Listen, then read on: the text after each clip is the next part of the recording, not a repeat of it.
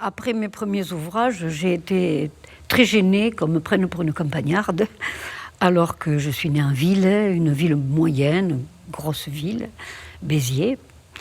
Et j'en avais assez d'entendre le discours sur la ville. Le discours sur la ville m'a toujours gênée. Les gens ont une pratique de la ville qui ne correspond pas à leur usage de la ville. Ils prétendent détester la ville, souffrir de son bruit, de son enfermement dans du béton, au point qu'ils ne regardent rien, et d'adorer la campagne. Eh bien, force m'a été de constater qu'ils aiment beaucoup la ville, ils n'ont hâte que d'y revenir, et que leur rapport à la campagne, il est on ne peut plus suspect. Donc ma première idée, quand j'ai écrit ce livre, Dans la douce chair des villes, ça a été ça. Et puis, il y avait dans ma tête une chose très minuscule, folklorique totalement, qui était un usage d'un village de l'Hérault. Quelques jours avant la fête, la jeunesse va dans la garrigue et y cueille ce qu'elle trouve de plus épineux. Le chêne kermès, le gelé épineux, le génévrier, tout ce qui vous empêche d'avancer. Ils le mettent au coin des rues du village, suivant le balisage de l'espace mythique du village, et le premier jour, ils enlèvent ça. C'est rien. Je pense qu'ils ne savent même pas ce qu'ils font.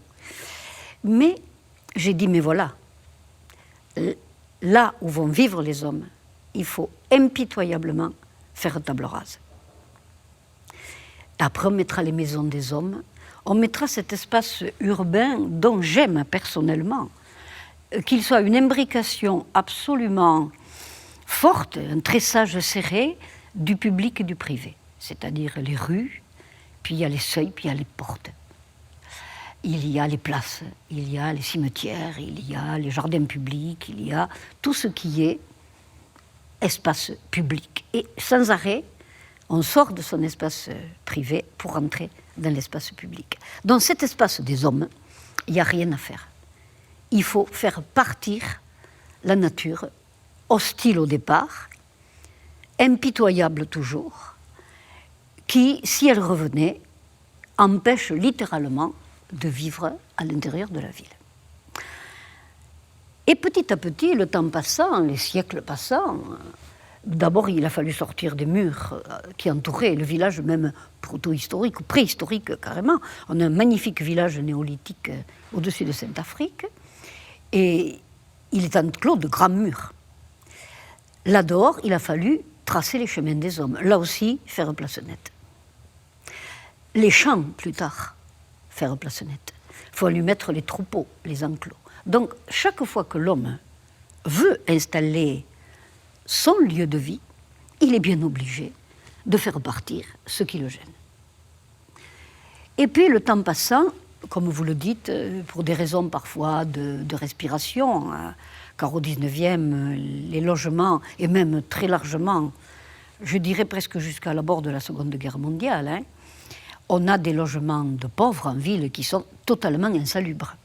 Ils ont fait rentrer l'arbre, ils ont fait rentrer le verre, ils ont fait rentrer, alors cette fois, là, ce qu'on croyait, ce que tout le monde croit être la nature, c'est-à-dire les allées d'arbres, les squares, les jardins publics, il y en a d'absolument merveilleux, les jardins privés tout à fait au bord des villes quand c'était des cités ouvrières, pour donner à l'homme ce que je crois être un aliment de ses profondeurs chromosomiques. On a des milliards d'années quand même. Ça a eu le temps de s'inscrire dans nos chromosomes. Donc, mais cette nature qui revient, celle-là, elle est sous le fouet. Elle est comme le lion qu'on a mis au cirque. Elle est réglementée. Elle est dressée. Quand on pense que même encore, il faut dresser les chevaux. Et il n'y a pas longtemps, on dressait les bœufs. Il faut dresser la bête. Il faut dresser la végétation. Alors cette nature en ville, elle est là, présente, très présente, et même plus la ville est grande, plus on a souci qu'elle soit présente par des grands espaces. Et moi je les aime tous, j'adore le Jardin des plantes de Paris, j'aime le jardin avec toutes ces grottes à l'ancienne, là, les buttes Chaumont. Chaque fois que je rentre dans un espace jardiné à Paris, je me régale. Et ce sont des îlots de silence. Alors, on va retrouver des choses dans ces endroits qui sont propres à ce qu'on appelle la nature. La nature, les gens appellent la nature quand ils sortent de la ville. Alors là, aussi, et c'est ça qu'ils ne savent pas, ils tombent sur une nature qui a été jardinée, et en France, il n'y a pas un espace de terre, pas un pied de terre, où l'homme n'a pas travaillé à établir le lieu des hommes, un lieu différent, où l'imbrication publique-privée est beaucoup moins nette, mais présente, et où il a l'impression qu'il est en face de la nature du paradis terrestre dont on rêve toujours qu'il ait existé. Et ça, pour lui, c'est la nature. C'est pas la nature. La nature, elle est impénétrable, elle est hostile, elle est le contraire de l'humain. Dangereuse pendant longtemps, même encore on s'en aperçoit. Cette nature, les gens prétendent l'aimer, mais ils ne regardent pas celle qui est dans leur ville. Ils ne regardent pas que les jardins publics ont été le refuge des oiseaux sauvages, ou même des migrateurs. Ils ne regardent pas tout ce qui pousse en ville, et je ne parle pas des arbres, je parle du trou de l'arbre, je parle de l'aplomb du mur, où, sans arrêt, si on n'est pas vigilant, la nature reprend ses droits. Et ça me plaît, parce qu'elle a l'air tapie comme ça, elle est douchée de désherbants, on en fait n'importe quoi, on n'arrive pas à la dominer. Vous savez, on le sait très bien en campagne, abandonner une ferme, abandonner une maison, c'est l'arbre qui s'en charge. Le vent, bien sûr, les intempéries, mais l'arbre d'abord, qui va pousser au milieu des pièces et qui va pousser la toiture. Et à partir de là, les murs, les beaux-arts diaphragmes que nous avons dans les bergeries, ils tombent inexorablement. On a donc cette nature, elle n'attend qu'une chose, que nous soyons absents. Vous savez qu'il y a une petite graminée qu'on appelle la ruine de Rome. Et elle grimpe comme ça, elle s'accroche avec de minuscules piolets et elle participe à cette reconquête de la nature. Les graines peuvent attendre très longtemps. Et je me rappelle à Béziers d'avoir trouvé dans un coin qui était devenu une pissotière un petit plant de tomates. Alors j'imaginais assez bien le trajet de la tomate mangée et puis arriver sous forme de graines dans ce trou qui était un WC finalement, qui était en plein cœur de ville, en plein cœur de ville.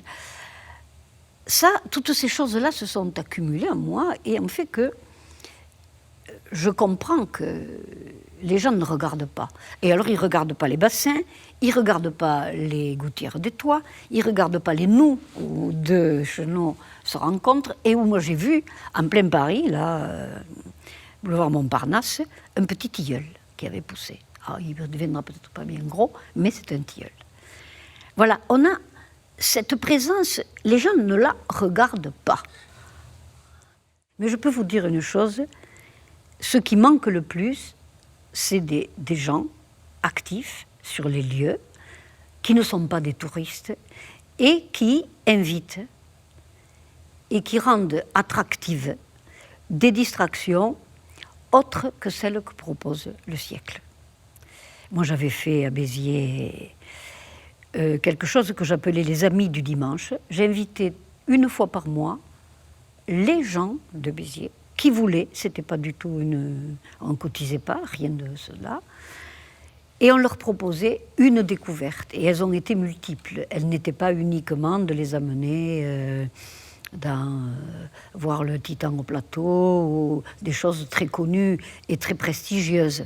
Mais, par exemple, on avait fait des cueillettes de salade dans les vignes. Parce que ça, pour moi, c'est aussi la possibilité, à 2 pas de la ville, de s'enrichir l'esprit. Pas uniquement sur des matières très intellectuelles qui concernent la beauté d'une cathédrale ou une chapelle particulièrement bien ornée. Une autre fois, on a fait l'eau dans la ville. Où on capte? qu'est-ce qu'on fait de cette eau, où elle va et comment elle circule, qu'est-ce qu'il en a été au démarrage, puisqu'on a longtemps utilisé, moi je vous cite Béziers puisque j'en ai beaucoup parlé, un aqueduc romain. Il y avait des villes qui ont eu des fontaines au centre-ville. Hein. Montpellier est la source du Lez dans laquelle puise Montpellier, et pas très loin de la ville. Donc le circuit de l'eau, c'est très important. C'est culturel. C'est ça les hommes. Les hommes, il faut qu'ils boivent. Les hommes, il faut qu'ils respirent. C'est là qu'il faut des gens qui dynamisent la curiosité. Et il y a assez de choses partout, dirais-je, pour que la curiosité soit satisfaite, que l'esprit se fabrique, que l'esprit s'enrichisse, qu'on aille fouiller l'archive. Et tant valent ces gens, tant vaut ce qu'ils font faire aux autres.